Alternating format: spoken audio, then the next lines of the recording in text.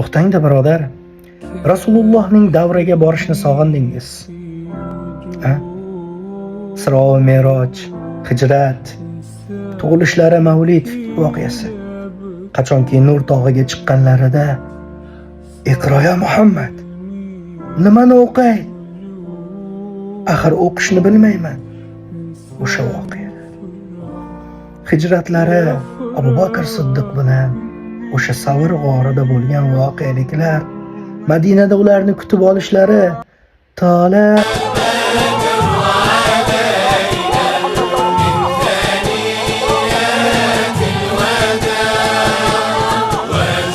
Makka mukarramada umrani qilib bo'lgandan keyin, qalbingiz yumshagandan keyin, mehmonxonangizga, ellik boshingizga aytsangiz, endi xizmat ko'rsatadi. Siz o'z mehmonxonangizda ko'rishingiz mumkin. Vaqt belgilaysiz, servis bo'llari olib borishadi.